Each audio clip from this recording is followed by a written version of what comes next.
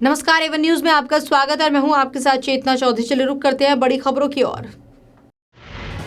संसद के शीत सत्र में हो रही देरी को लेकर कांग्रेस अध्यक्ष सोनिया गांधी द्वारा केंद्र पर किए गए हमले के बाद संसदीय मामलों के मंत्री अनंत कुमार ने कहा है कि शीत सत्र की तारीख तय करने के लिए जल्द ही कैबिनेट कमेटी की बैठक आयोजित की जाएगी। कुमार ने कहा है कि संसद के शीत सत्र के प्रति हम प्रतिबद्ध हैं और अगले कुछ दिनों में हम कैबिनेट कमेटी की बैठक करने जा रहे हैं।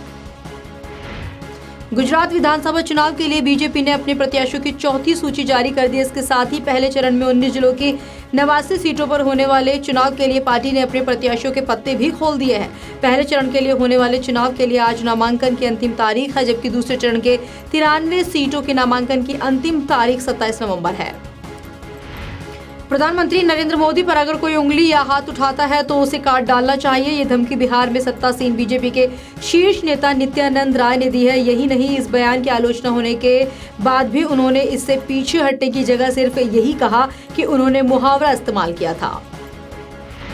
दिल्ली की पहचान बन चुकी झंडेवालान में लगी हनुमान जी की विशाल प्रतिमा को हटाया जा सकता है। दिल्ली हाईकोर्ट ने सेंट्रल दिल्ली में अतिक्रमण हटाने के लिए करोल बाग में लगी 108 फुट ऊंची हनुमान प्रतिमा को एयरलिफ्ट करने पर विचार करने के लिए कहा है। हाईकोर्ट ने कहा है कि अमेरिका में कई गगनचुंबी इमारतों को अपनी जगह से हटाकर दूसरी जगह रिलोकेट किया जा चुका है। ऐसा भारत में भी किया जा सकता है।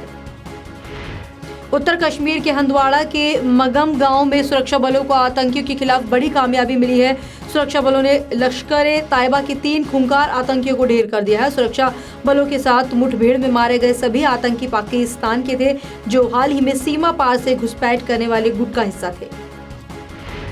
गुरुग्राम के फोर्टिस अस्पताल में 7 साल की एक डेंगू से पीड़ित बच्चे के इलाज पर 18 लाख रुपए का खर्च आया, लेकिन बच्ची बच नहीं पाई। 18 लाख में से करीब 16 लाख 15 दिनों के आईसीयू का खर्च था। बच्चे के पिता ने अस्पताल पर लापरवाही का आरोप लगाया है और कहा है कि बेटी की मौत पहले ही हो चुकी थी, लेकिन फोर्टिस अस्पताल ने उन्हें धोखे में रखा। प्रद्युमन ठाकुर मर्डर केस में 3 ऑडियो वायरल हो रहे हैं। इस ऑडियो में आरोपी कंडक्टर अशोक कुमार के मामा और दूसरे आरोपी स्टूडेंट के रिश्तेदार के बीच बातचीत हो रही है। इसमें कंडक्टर अशोक कुमार के मामा ओपी चोपड़ा कह रहे हैं कि हम इस मामले को घुमा देंगे और सारा दोष स्कूल पर डाल देंगे। ऑडियो वायरल होने के बाद अशोक के मामा को सीबीआई ने पूछताछ के लिए बुलाया है। पंजाब के लुधियाना में एक भीषण अग्निकांड में 20 से ज्यादा लोग जिंदा दफन हो गए। हादसा उस समय हुआ जब आग बुझाने के बाद बिल्डिंग में अचानक एक धमाका हुआ और 5 मंजिला इमारत गिर गई। इमारत के मलबे से अब तक 8 लोगों के शव निकाले जा चुके हैं, जिसमें से 3 दमकल कर्मी भी शामिल हैं।